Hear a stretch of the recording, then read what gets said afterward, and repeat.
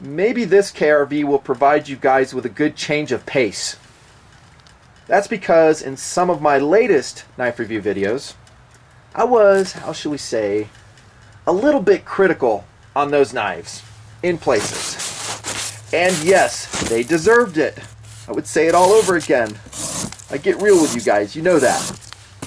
But I will have zero problems getting enthusiastic about this knife. You are watching the Nutnfancy Project Knife Show. We are in year 5, and this is my tabletop review on the outstanding Kershaw Piston 1860. Let's just go and call it a best knife right now. That means it's going to get inducted into my best playlist as it is appropriate. We'll talk about that as the review goes along. We also call them Hall of Famer blades here in TMP. For you TMP knife fans that are waiting for just the right knife to go out and spend your hard-earned money on, go buy a Piston. There you go. Thank me later. It is that good. It's an HOF blade. By the way, does it look familiar? Of another knife I reviewed not too far back. I raved about that one as well. Kershaw 1870 Knockout. They're very similar in a lot of ways. Yes, the locking mechanism is different sizes, but overall they remind me of each other, the two blades. 1870 on the bottom, 1860 on the top, and yes, both HOF blades. Now the Knockout is still a valid competitive offering. We may look at that again before we end the video. And both knives are USA produced in Oregon. That makes them, yes, a little bit more expensive. Maybe how you define value, a lot more expensive. I don't think so. I think they're very reasonably priced for what you're getting. Very reasonably priced. I heard one guy complain about the price on the 1860, which by the way is around 60 bucks. I was like, are you kidding me? For a USA produced knife with this steel, the quality? No, total good deal. I disagree with that completely and its entirety. Do the knives serve the same function? This will be our POU discussion, by the way. Sorry, 1870, you got to go by. You already had your moment in the spotlight. Well, here's your POU discussion. It goes like this. Tactical, yes. EDC, yes. Collectible, yes. Questions? That's it. That's all I'm going to say. We'll mention tactical a little bit later when we talk about, you know what. Yeah, that. Size, weight, and feel. Man, this thing just feels awesome in hand because it's a thin blade. I like that. It carries well, but it also fills the hand, I think. Now, granted, this is a very subjective thing. We all think of folding knives differently. I like it, though. Feels great in hand, and at only, can't speak, and at only 3.8 ounces for this size of blade, perfection. Perfection. Seriously, it's just well executed. You'll see the reason for that lightweight when we look at the handle. You can probably guess right now. It's a big old blade, too. Big enough for, yes, emergency defensive use. Hope you never need it. Hope I never need it. The steel is 14C28N. I've come to like that steel. In my extended cutting tests with this exact knife, I was impressed. It did well. You know, I'm not a steel expert. I've always said that. I don't know if I ever will be. I'm just a user. Yeah, the steel looks pretty good. It doesn't rust on me. It's easy to sharpen. And look at the freaking edge I put on this thing, dude. Oh my gosh. That's the Edge Pro Apex.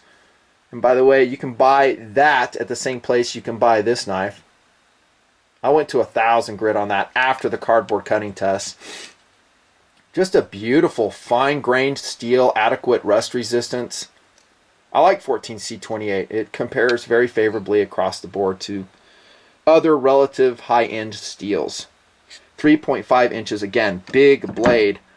Flat ground from this portion down. You can see, I don't know, the grind pattern right here. Big old strong tip, I think. Stone washed. I really like the stone washing on the 1860 Piston. Engraved with my signature there. That way I test the steel, and also if someone tries to steal it. No pun intended. There you go. Made in the good old USA. Great blade shape, great belly, excellent penetration capabilities, and stabbing cardboard, no problemos whatsoever. The speed, as you would guess, with Kershaw's speed safe torsion bar, excellent. Excellent. You have dual thumb studs if you're lefty. Do those thumb studs look familiar? Yeah, Kershaw Blur. That's what I'm trying to say. And you can use those as well to pop that blade out. I usually will flip it out with a piston. Speed, just phenomenal. And, you know, what am I going to say about lockup? I mean, it's just perfection. Even after all the stabbing tests and cardboard, the cardboard cutting test, are they the end-all test? No, they're not. It's just a data point, and that's all I ever provide is just a data point. Great strength, though. We did mention briefly about the different lockups between the 1870 and 1860. 1870 on the bottom is a frame lock, and here you have an inset lock, kind of an inset liner lock on the piston, 1860 on the top. Look at your engagement on it. I'm pleased with it, very pleased with it. I think it's adequately strong, probably as strong as the 1870 on the bottom. I just have no issues with it at all. Here's your stop pin right here, dudes. Big old stop pin. Love this knife. I just love it. And that takes us to the handle. And this is really at the heart of why this is such a Hall of Fame knife, is again the thinness. So that makes it very easy to carry. And like I said at the outset, it's still very comfortable in hand. I have no issues with the ergonomics on this knife at all. We'll get back to the handle here in a sec. Except for that. You guessed it, there was no gimping. Heck, there was none and still isn't on this one, the 1870 knockout, and I think that's a miss. No surprises for guys watching the knife show here. So I made my own, as you can see. I just milled it in with a freaking Dremel. And dudes, I gotta tell you, I've told you this, it's so easy to do, and it locks it in. And so getting back to philosophy of use, yes, this is a tactical blade. With that modification, for me, you could see things completely different. I understand that. But along with that emergency defensive use, I need a good handle that will really lock into the hand. That is what I will call medium traction G10, albeit there's kind of a starburst or sunburst pattern on there. But these portions here provide good traction, and then you have a deep choil right here, protection from with the flipper design as well. So with all these elements combined, I would say yes. And it's a 3.5-inch blade. Excellent. The lightweight, you guessed it, is made possible by no liners. Oh, freak, I don't have my light on me. I'm busted. You can see in there, though, right? I've been carrying this for several weeks now, just using the crap out of it. But there's no steel or aluminum, milled or unmilled in there to screw up this knife. It's just, it's not needed. And the inset liner lock, I think, is just permanently attached in there. Riveted, whatever. Great job on the handle. Let's look at the centering. Piston 1860. Oh, that's some good centering too. Handle retention, outstanding. You would expect as much with a speed safe, right? That's a Zytel backspacer, so it's not flow-through construction. And then you have a really cool inset lanyard post right there. You might find that you have to put a stainless steel split ring to put a 550 cord on there, or use thinner nylon cord if you want. There you go. Ergonomics overall, besides the lack of jimping, pretty darn good. That takes to the clip design. It's quad carry, as Kershaw says. It uses 2 T6 screws, and you can put the clip freak wherever you want it. Perfection. I mean, pretty much most, I wouldn't say all, but most HOF tactical folders, EDC folders are going to have this. Swappable. So this is a really good lefty knife. It really is. I think the durability, the strength of the blade, phenomenal. First competitive option. I know you guys dig this, so here comes a couple. We just talked about that one. Still love it. I mean, if you're going to buy an 1870 versus an 1860, which one do you get? I don't know. Buy both. There you go. Upper right. That's where you go get them. Cheap as I can find it for you.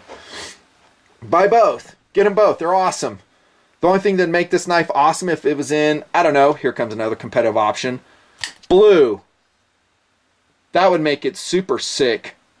That's a Spyderco Sage, Blackie Collins version, blue G10. That's C123 GPBL, 3.8 ounces, S30V steel. So some would consider that that's a better steel. I think of them about the same. 14C28N, S30V. Am I the end-all expert? No. I'm just as a user. I mean, I've done a lot of cutting with S30V, and it dulls just like everything else. $105. So it's going to be more. Love this loop over clip, though. Oh my gosh, is that a sweet clip.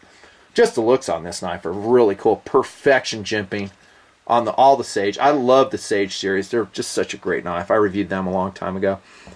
That's a competitive option. There you go. Where are we going to go next? Oh, this one. How about this?